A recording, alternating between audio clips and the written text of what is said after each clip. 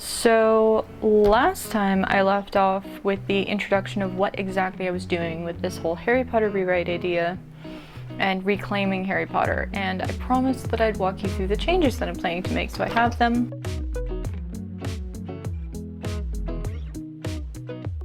Now, I mentioned in that previous video how one of the things that I really want to do with this series is to have more diversity. That's 100% true, but it's not a major change. And what I'm going through right now are the major changes I'm planning to make this series. These are changes that affect the actual plot of the story. Let's go through these changes and let's talk about what the changes are and why I'm planning on making them. So, change number 1, I am planning on upping the ages of the characters. So I've looked into education in England, and there is this test called the Common Entrance Exam, and it's taken at 2 times. There's the Common Entrance Exam 11+, and the Common Entrance Exam 13+, which means those are the 2 ages when what we Americans know of as private schools would take in students from, other schools. So this is the time when you transfer into those elite schools like Eton College and schools like that. Which is why I think J.K. Rowling decided to have the books set at age 11. But I don't think the characters read as 11-year-olds. I don't think that they have the immaturity of 11-year-olds, and I really don't think the story is at the maturity level of 11-year-olds. I think it's more mature than that, which is why I'm going to increase the ages to 13. I'm going to pick the other Common Entrance Exam age of 13 and start them there. So the second major change is that I would like to change the way the sorting ceremony works. There's this comment in the 7th book during the Snape's Memories sequence where Dumbledore says to Snape he thinks that they sort too early. And when I read that, I thought a lot about it, and I went deep diving into Harry Potter fandom to try to figure out how the sorting ceremony actually works, because it's obviously not as it appears. The sorting ceremony is presented to us as though it's as simple as if a character is brave, they ended up in Gryffindor. If a character is ambitious, they end up in Slytherin. That's clearly not the case, because there are plenty of characters that do not exemplify the attributes of their house, but do exemplify attributes of other houses, like Hermione's prioritization of her education over her life. That seems very Ravenclaw rather than being very Gryffindor. And then you've got Percy, who is probably one of the most ambitious characters that we see of the student level. And he's a Gryffindor, but he doesn't seem to exemplify any Gryffindor traits at all throughout the series.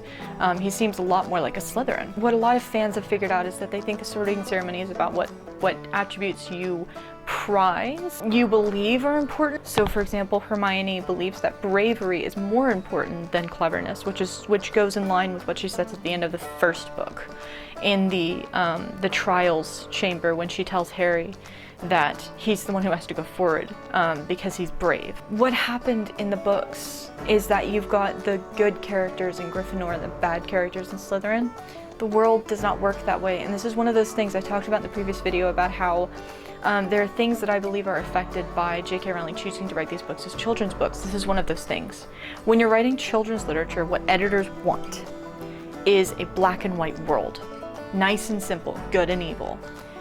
But writing this series as a young adult series, which is what I'm planning on doing, changes that. And you don't get that black and white world anymore. You get more diversity like what we have in the later books. By infusing that earlier in the series, that affects things like the sorting ceremony. So rather than having all of the protagonist characters being in Gryffindor, we can have more diversity in the characters. And I think it would really show more about the school and about the world and really dive into it the way we fans really want to if we had more diversity in the student sortings. Change number 3 is to increase the number of exams in British schools. The Common Entrance Exam and also the Common Academic Scholarship Exam happens at age 13. So that's where they would be starting at. The next big exam is only 2 years later, and that's the GCSE, which it seems like J.K. Rowling is equivocating the owls with the GCSE. They're basically the same thing, because 2 years later you have the A-levels / newts. In British universities, you have these big tests at the end of university levels as well. Because we're upping the age, the students are no longer starting at 11 and going till 17, they're starting at 13 and going till 19.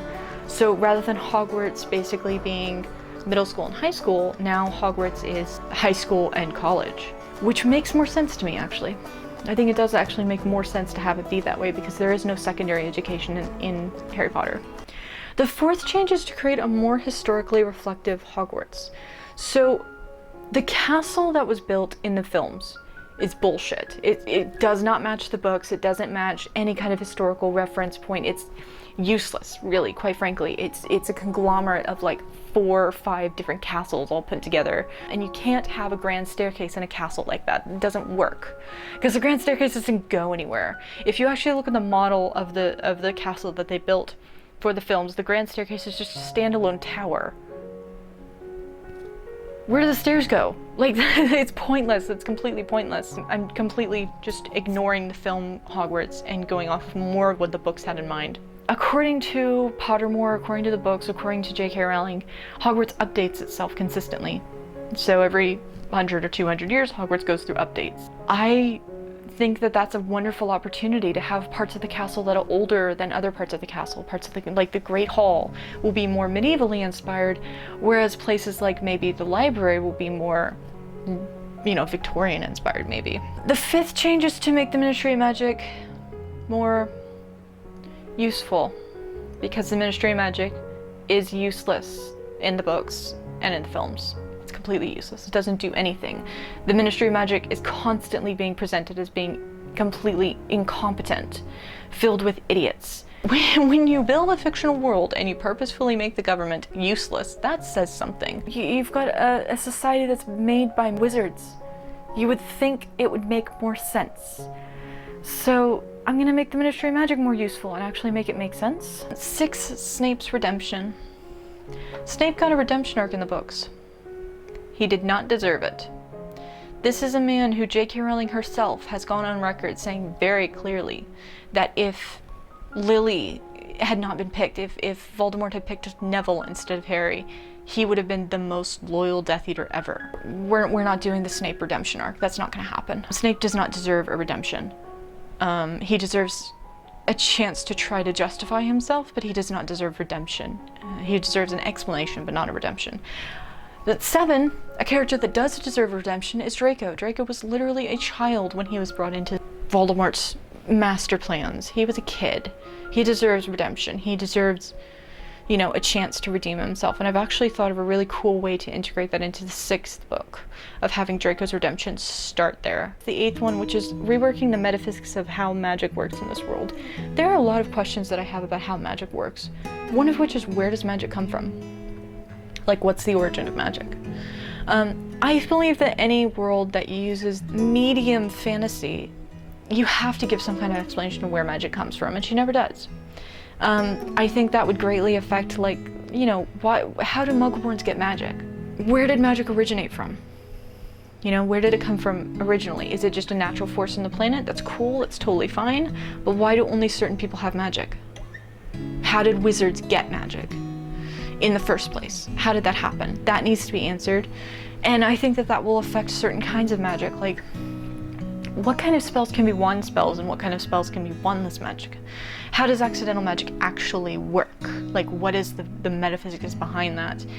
And blood magic too. Blood magic is something I'm really interested in exploring a bit more, and figuring out how that works. Number 9, Harry having special powers. In the books, Harry's special power, the reason why he's a threat to Voldemort, is because of love. How very children's literature. We're not doing that. That's ridiculous. That's not a good enough special power to make him really special and to make him really a significant threat to Voldemort. I don't buy that just because his ability to be compassionate, that suddenly makes him have superpowers. Like, even Sailor Moon had specific superpowers and she was compassionate, you know? I just don't buy that his entire specialness is that he loved, especially since his love wasn't even what saved him from Voldemort in the beginning. It was Lily's love that did that. I think Harry needs special powers to buff him up and to make him more of a threat against Voldemort as a character. So I would like to look into that. I love the idea of Harry being a seer. This is kind of hinted at in the 5th book, and then we find out that all of his visions are related to Voldemort. I actually really like the idea of Harry being an independent seer and him having his own powers that are separate from Voldemort. I also like the possibility of him having wandless magic. like naturally having one less magic. I've kind of played around it. The last time that I started rewriting the Harry Potter books, I played around with the idea of James's family being really, really old.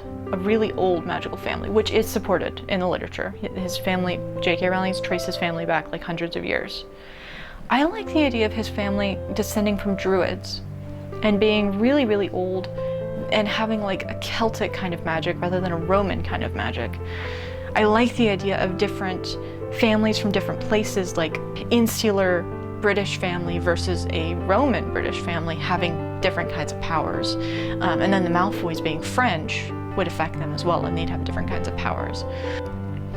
The 10th change is I would very much like to integrate Harry Potter's family more into this. As I just said, I like the idea of them having a special kind of magic, but either way, I think that Harry being an orphan, naturally he would have been more interested in his family's history, and he would have been more interested in finding out where he came from. And I feel like that's something that J.K. Rowling really skirted around, which is probably because she, you know, I don't feel like she really addressed Harry's orphanness very much at all in the series. The only time that we get really a mention of it is in the 7th books, and a little bit in the 4th. That's a huge part of his identity, and I think it's kind of wrong that she didn't dive into that more. Harry being an orphan is a big deal for him, and it's a huge part of who he is, and I think that that needs to be addressed more. And when you don't know where you come from, you seek out where you come from. So Harry would have done research on his family. That means that we would have to integrate that into the stories more. 11. So one of J.K. Rowling's many revisions to the series that she's done, things that she's informed the fandom after writing the books, was that Lily was pregnant when she died. I really love the idea of giving Harry another cousin, a younger cousin, working name Rose Dursley, having her have magic and go to Hogwarts with Harry, but come from the Dursley family. My last rewrite, I played around with the idea of her actually being Lily's second child, and her being born right before, because Harry was over a year old whenever his parents died. So there was time for them to have another kid. So I played around with the idea of her being Harry's baby sister, Vernon and Petunia adopting her, but not adopting Harry, because Harry doesn't look like them and is too different, but maybe Rose would have looked enough like them to fit into the family. And of course Petunia would have been one of those women who loves to have a dress-up doll baby kid. I like what it attributes, but I cannot decide, I really can't decide, if I want Rose to be Rose Dursley and be Petunia's daughter, or be Rose Potter and be Lily and James's second child. Number 12. Remus Lupin. One of the plot holes that I have found in the series is where the hell was Remus Lupin for the first 2 books? Because he just shows up in the 3rd book. It doesn't really make sense to me if Remus really was as close to James as he's presented to be, and he's kind of basically Harry's second godfather. It doesn't make sense to me that he would have completely stayed away until Harry was 13, and then suddenly he would have come back to the country. Like, I don't buy it. I really don't buy it. I think he would have come in earlier, so I think Remus Lupin needs to be introduced earlier in the series. I want to introduce him in book 1. I want him to be there from the beginning. Number 13 is magical primary school. One of the first questions that I had when I started diving into how Hogwarts worked was, how much education do these kids have before they go to Hogwarts? And is that standardized education, or is it just they just expect their parents to teach them? From what I can gather, it's the latter. It's just that the school, the visiting world just expects your parents to teach you. Which means you're gonna have a huge variation in how much education these kids have. That's a problem to me, it really is. I think that, especially set in the modern era, the primary education of young wizards and witches would have been regulated and would have been standardized. I think the ministry would have taken an interest in looking into things like that. Number 14, Harry's fame. There is a reason why Harry doesn't really deal with his fame in the books, and it's because J.K. Rowling did not have to deal with her fame until the 4th book. She did not become famous until the 4th book. She was already writing the 3rd book by the time she published the 1st one. So yeah, J.K. Rowling did not deal with her own fame until then, which explains why Harry doesn't deal with his fame until the 4th book, and then it becomes a theme throughout the books that Harry's famous. That's bullshit. If Harry was famous, that would have affected his life from the very beginning. It would have affected everything. More than just random strangers walking up and shaking his hand when he was living with the Dursleys. Like, he would have had people taking pictures of him at Diagon Alley. He would have had people slowing up to him, pretending to be his friend from the very beginning, from the 1st book. All of those other problems that famous people deal with, that would have been a thing with him. Number 15 is the whole Death Eater thing. One of the plot holes that I've found is, did the Death Eaters know that Voldemort was a half-blood? And if so, how did they deal with that, considering that he hated Muggles? You know, he's telling people go kill Muggles, that his dad was a Muggle. I think that would have caused a rift in the Death Eaters, and I honestly don't think they knew. I think that he kept it from them, that he was a half-blood. So that's something I'd like to integrate in. There are 2 more changes that I have not 100% decided on, but they're changes that I am playing around with the idea of. The first one is switching 2 books, switching Chamber of Secrets and Prisoner of Azkaban. Sirius escaped from Azkaban to hunt down Wormtail, Peter Pettigrew, because he felt like Peter Pettigrew was endangering Harry, because he saw a photo of Peter Pettigrew with Ron, who he knew probably from previous, like, you know, newspaper articles, that Ron and Harry were friends. He knew Peter Pettigrew was with Harry, and he knew that Harry was in danger because of that, and that's why he broke out. Considering Harry's fame situation, Ron and Hermione would have ended up in the papers right after the 1st year, which means it makes more sense for Sirius to have seen Wormtail in a photo of Ron between books 1 and 2, rather than between books 2 and 3. And even in book 3, the only reason he saw that photo was because of chance, because the Weasley family won a competition in the Daily Prophet. So I think it makes more sense, if we're integrating Harry's fame into the story, that Sirius would have broken out of Azkaban a year earlier. The second change that I'm not sure about is the setting. So technology never actually plays a role in the Harry Potter books.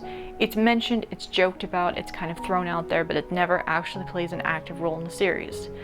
So the setting of the books being in modern times doesn't actually play a narrative role in the books. Originally, I was thinking, what would the harm be if we were to up the age, instead of the stories being set in the 90s, setting them in closer to today, just because it would be easier to write. But the more I think about it, the more I think it would probably be better to set them further back.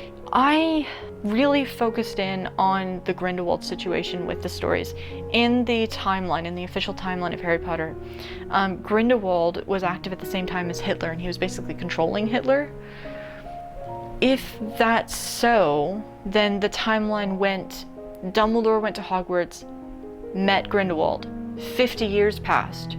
Grindelwald tried to take over the world and got defeated, and then right after that was Voldemort's rise to power for 50 years.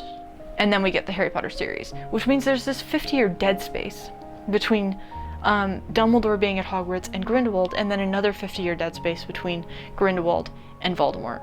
I get them having time to raise up an army and study dark arts, but 50 years? Do you really need that much time to study dark arts and build up an army? Like, that's a bit eccentric, that's a bit obsessive. They would have been much more formidable if that were true, I think. So I think it would be best to reduce that time, bring that to a more realistic time. And so I went looking for wars that were, 10 or 15 years apart rather than 50. And the 19th century was chock full of wars. Especially if we were to set the series in like the latter half of the 19th century and have Voldemort have his rise to power in the middle of the 19th century, and have Grindelwald control Napoleon. It is something I'm thinking about doing, because I don't think that the story really plays well with the whole technology situation, because when Voldemort comes to power, he's killing off all these Muggles, and the Muggles are just like, oh my god, there's an epidemic and people are just dying. Like, how are the Muggles responding to all these Muggles ending up dead? It'd be one thing to set it during 2020 and have the 7th book take place during 2020, and just, label them all COVID deaths, but